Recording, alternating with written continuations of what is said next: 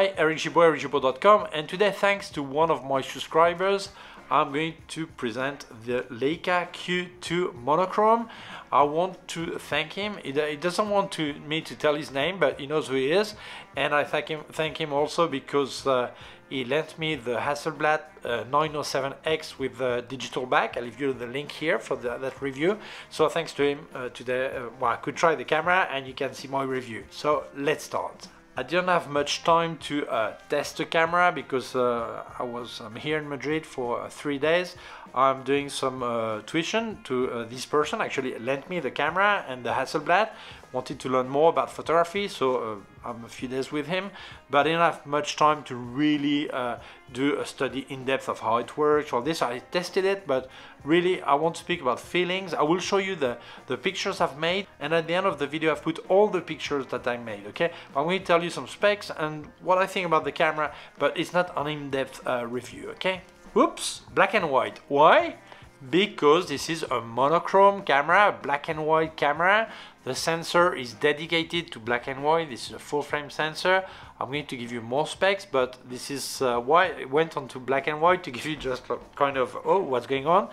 And you'll see that's funny that the screen is in color. It means obviously the picture you make with this camera will show in black and white on the screen, but if you already had some pictures on your SD card, you will see that you have color pictures in there, so the screen is in color because the menu are in color, okay?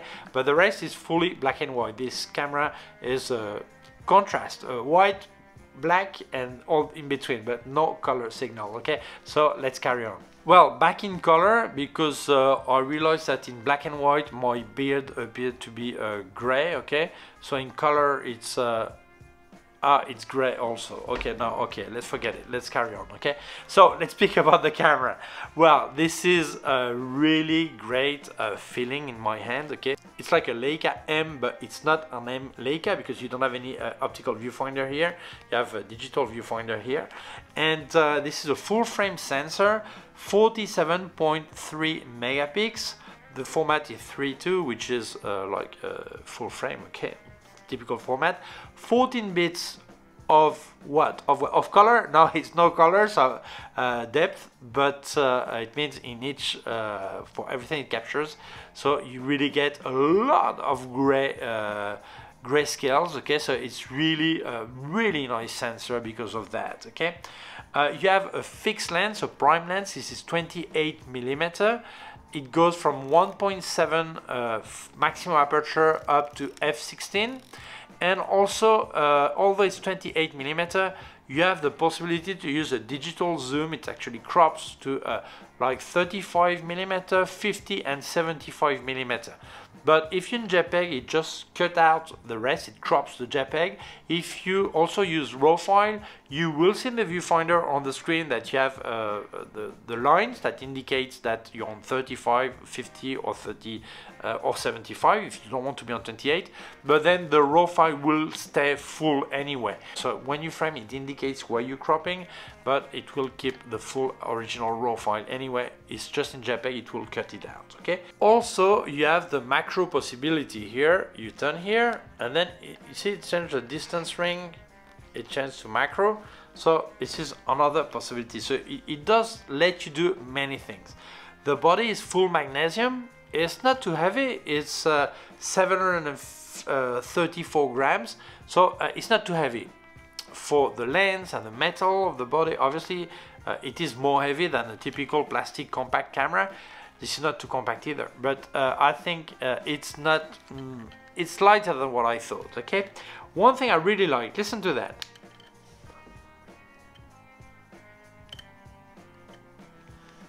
This is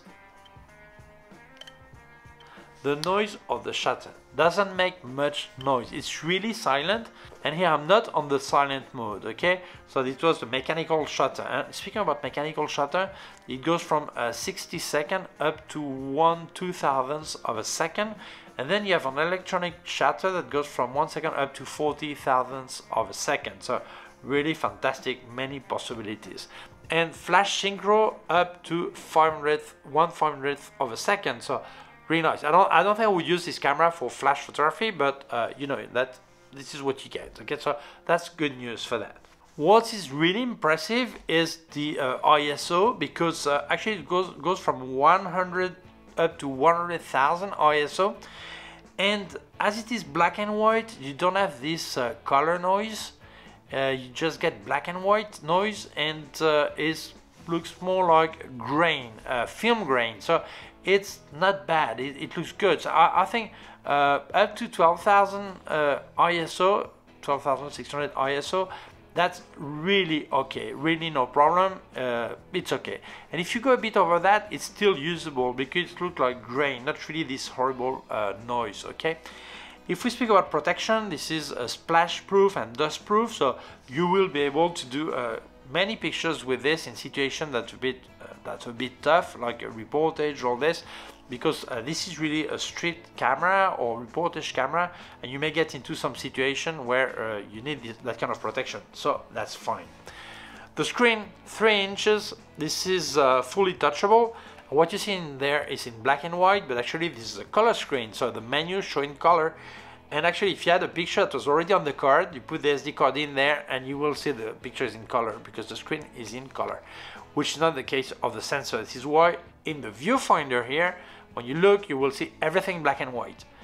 So that's a bit strange at the beginning, because when I actually do black and white photography with my Fujifilm X100, I use film simulation and actually use the optical viewfinder.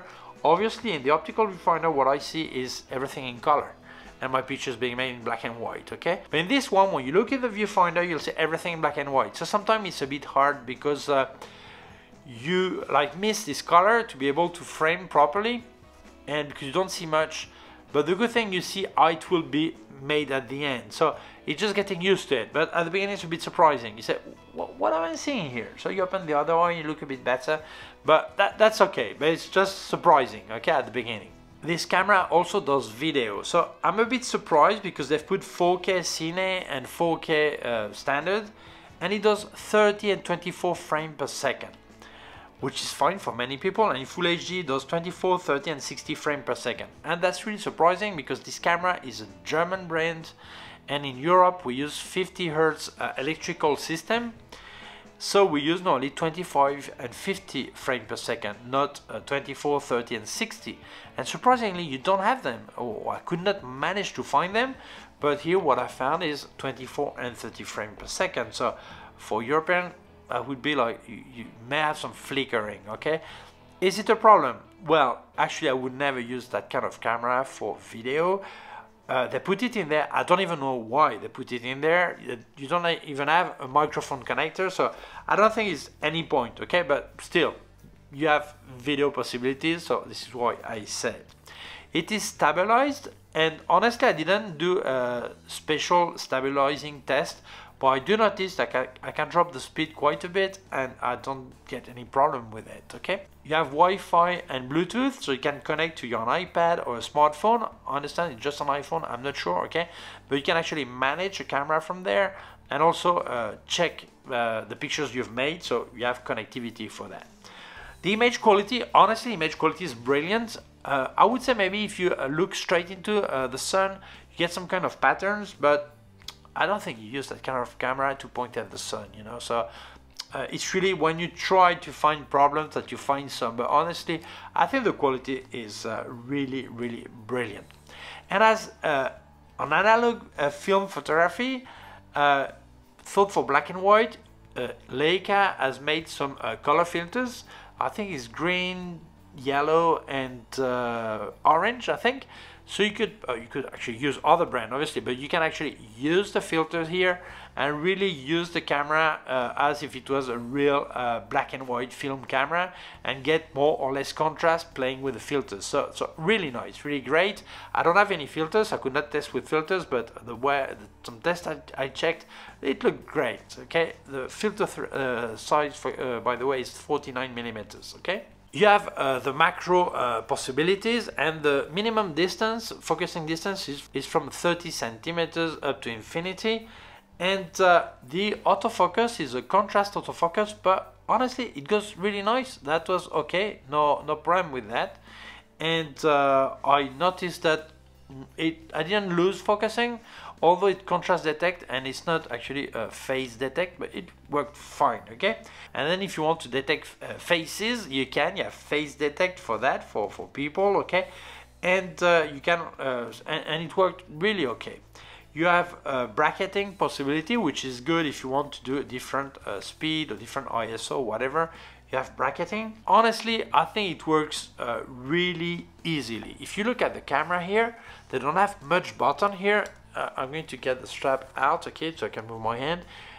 A few buttons here. Here you have a function button here, another one. Here I can actually click and it changes the digital zoom. Here I've got my speed. If I am on A, this is automatic speed. If I'm on A on the aperture, automatic aperture, so A plus A, fully automatic. If I put automatic ISO, well, fully automatic. If I want to be on different aperture, then it's aperture priority. If I stay on A, but I do change here the speed priority, all this. It's really simple to use. Here I've got a compensation button here. If I press center, then I move, I can change the ISO. Really easy to use. If we look at the black and white, you have the standard black and white, but then you can also get it more blue or sepia or this. You have a couple of three options for black and white. So you get the result you like, and I really think this is a beautiful black and white result you get with this camera, because as you have a dedicated sensor to black and white, it doesn't get useless information, I would say. So the steps, I mean the amount of details you get in different steps of gray is incredible. Really nice. The weight, 734 grams. I think that's fine. It's full body. The lens is big, so I think that's good. It's really nice to use. And here you have the original case. If you open it here, open this way, as you can see, there is no base plate. Same as now, they removed it on the M11, but the other M cameras, they had a base plate. On the Q, they removed it. Here you have access to the SD card, and here to the battery. And really nice. Look, I move this small button, and you see the battery gets out. But it doesn't fall. Why? Because to get it out, you need to press it back, and then it comes out. So it means if you're not using a case because you don't want it, even if accidentally you move this small lever, the battery will not fall on the floor, okay? You have to first open here and then press, and then it gets out, okay? I think this is really well thought, honestly. So I do think this camera is really nice in your hand. Using it is a real pleasure, really easy. It's right size. Here you have a thumb space, okay? It's not a thumb rest, it's like it's a bit deeper here. And it's really nice, the access is really fast, it's really easy to use. Obviously they have the typical different metering, like central, matricial, all this. You have different kind of focusing, one dot, more space, all this, but the typical. I'm not going to get into these details, okay, but the typical, really nice to use. Obviously you can focus manually here. You have a small tab here, you have a lock to have it on autofocus. Then if you press, you can liberate it, and here I can move actually the focusing tab. Maybe this is a bit strong, but that not much, okay? So I think this is a fantastic camera for what I see and tried, okay? So my conclusion, well, is it a camera I liked? Yeah, I loved it. Honestly, the feeling in my hand, all this is really nice. I really have the same feeling as when using a Leica M camera, although the viewfinder is different. Maybe it's a bit surprising at the beginning to look through the viewfinder and see everything in black and white. Maybe it's a bit hard to see things and see that how to place or compose all this, because you keep thinking in color and you kind of miss color to know what to do. But you get used to it very quickly. The build and the quality is exceptional. Honestly, I think it's really a fantastic camera. So is it for you? Well, first you must think that it is black and white only. So will you do a lot of black and white photography? Will it be your only camera? I remind that there is a I remind you that there is a Q2 color camera, so maybe you prefer a Q2 and have color and black and white, okay? But if you really like to do black and white photography, I think this is fantastic. The results are there.